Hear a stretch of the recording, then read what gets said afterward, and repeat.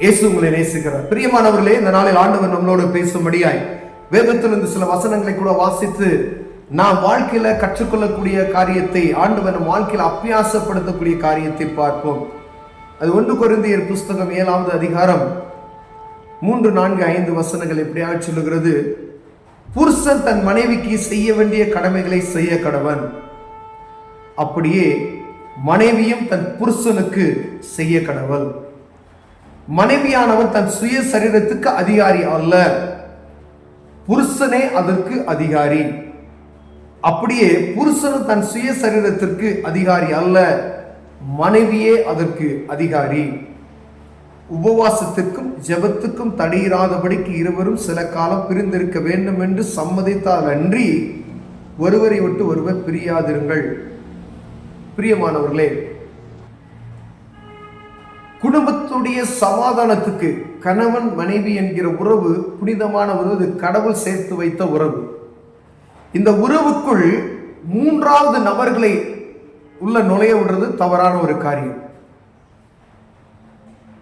அக்காவா இருக்கலாம், தங்கச்சியா இருக்கலாம், அம்மாவா இருக்கலாம், அப்பாவா இருக்கலாம்.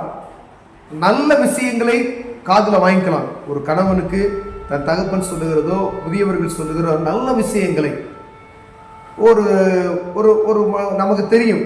திருமணம் ஆயிடுச்சு அப்படின்னு சொன்னா திருமணம் ஆனவர்களுக்கு எது நல்லது எது கெட்டதுன்னு தெரியும்.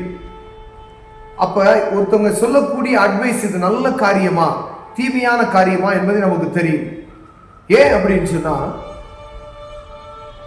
புருஷன் தன் மனைவிக்கு செய்ய வேண்டிய கடமைகளை செய்ய வேண்டும், அதே மாதிரி கணவன் தன் மனைவிக்கு செய்ய வேண்டிய கடமைகளை செய்ய வேண்டும் வேதம் சொல்லியிருக்கிறது. மனைவி எப்படி தன் கடமைகளை ஒரு கணவனுக்கு செய்யறானோ அதே போல மனைவியும் தன் கடமைகளை சரியான முறையில செய்யணும்.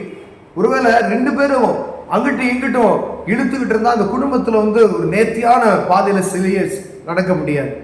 ஒருவேளை கணவன் ஒரு முரட்டுத்தனமான சூழ்நிலை இருக்கலாம், மனைவி அமைதியா இருக்கலாம். மனைவி முரட்டுத்தனமாய் நடக்கலாம், கணவன் என்ன செய்வாரு, அமைதியா இருப்பார். ஆனா இங்கு வேதம் சொல்லுகிறது ஒருவருக்கு ஒருவர் விட்டு கொடுத்து நடக்கணும். ஏன் அப்படின்னா,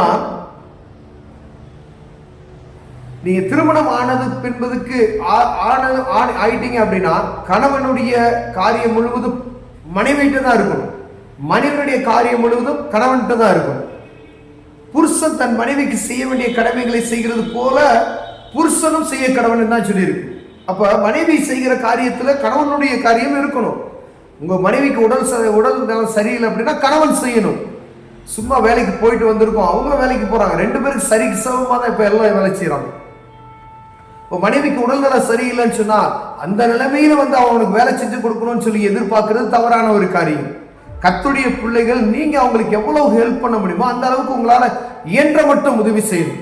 முடியாத உதவி செய்ய முடியாதுன்னு வச்சுக்கோங்களேன், இயன்ற உதவி, வீட்டில் ஒரு சின்ன வேலை செஞ்சு கொடுக்கலாம், கடைக்கு போயிட்டு வந்து கொடுக்கலாம். இப்படிப்பட்ட சின்ன சின்ன காரியங்களை மனைவிக்கு செய்வது நிமித்தமாய் கர்த்தர் உங்களை ஆசீர்வதிப்பார். ஏன்னா வேதத்துக்கு நீங்க கீழ்ப்படுகிறீங்க.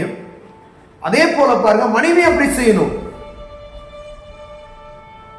சோம்பேறித்தனமா இருந்துட்டு மனைவி செய்ய வேண்டிய காரியத்தெல்லாம் கணவன் செய்யணும்னு சொல்லி எதிர்பார்க்க கூடாது. அதே போல மனைவியானவன் தன் சுய சரீரத்துக்கு அதிகாரி இல்லை.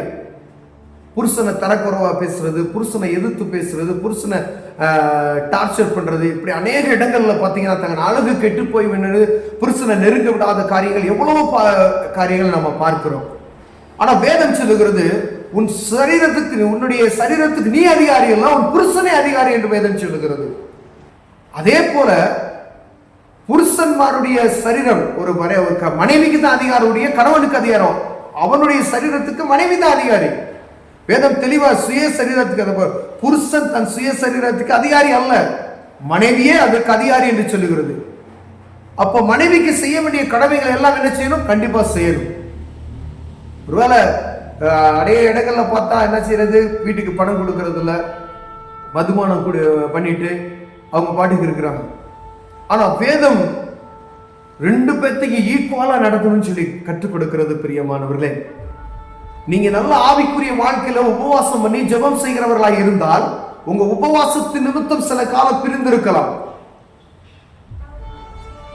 அதுக்கு தான், அது 2 பேரும் சம்மதித்தால் தான் அப்படின்னு சொல்லி வேதம் சொல்லுகிறது. இல்லைன்னா நீங்க ஒன்னாதான் இருக்கணும் அப்படின்னு சொல்லி ஆண்டவர் நமக்கு கற்றுக் கொடுக்கிறார். அப்போஸ்தலனாகிய பவுல் எழுதும் பொழுது, கொரிந்திய சபைக்கு எழுதும் பொழுது, அங்க இருக்கக்கூடிய ஒவ்வொரு கணவனுக்கு மனைவிக்கு அவர் எழுதுகிறதை நாம் பார்க்க முடிகிறது. பிரியமானவர்களே, ஒரு கிறிஸ்தவ குடும்பம் என்றால் இப்படித்தான் இருக்கணும் அப்படின்னு சொல்லி நாம் ஆண்டவர் நமக்கு கற்றுக் கொடுத்த வேதத்தின் வழியாய் நமக்கு போதிக்கப்பட்ட காரியத்தை சரியாய் நடப்போம் என்றால் அந்த குடும்பம் அருமையான குடும்பமாய், கர்த்தர் வாழுகிற குடும்பமாய், இன்பமான குடும்பமாய், சமாதானமான குடும்பமாய் அது நிலை நிற்கும்.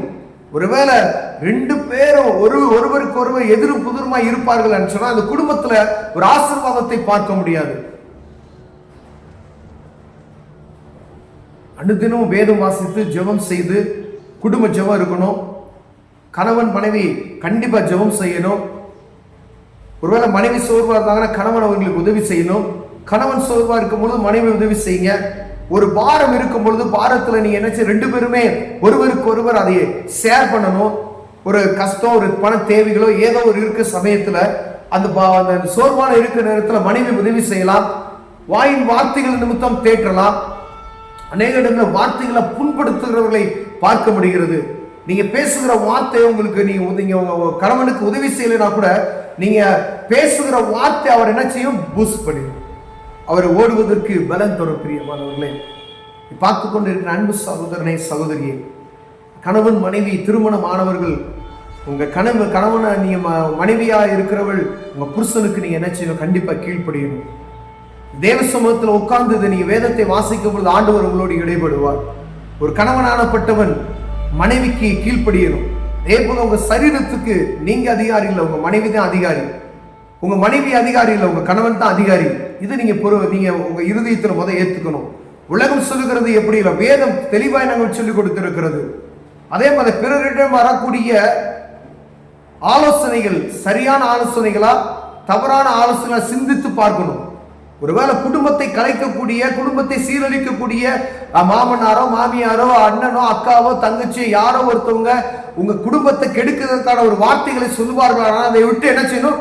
தூக்கி போட்டுருணும். ஆண்டவர்கிட்ட போங்க. ஆண்டவரே, உங்க கணவனை உங்களால மன்னிக்க முடியும், மன்னிங்க.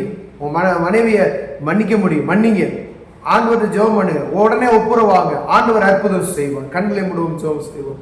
அன்பின் தகப்பனே, மனைவியானவள் கணவனுக்கும் கணவனானவன் மனைவிக்கும் கீழ்ப்படுகிறத பாக்கியத்தை எங்களுக்கு எழுதி வைத்திருக்கிறீங்க. ஆண்டவரே, என் வாழ்க்கையில் அப்பியாசப்படுத்தி இந்த ஆசீர்வாதத்தை பெற்றுக்கொள்ள தேவன் உதவி செய்யும். இயேசுவின் நாமத்தில் ஆமென்.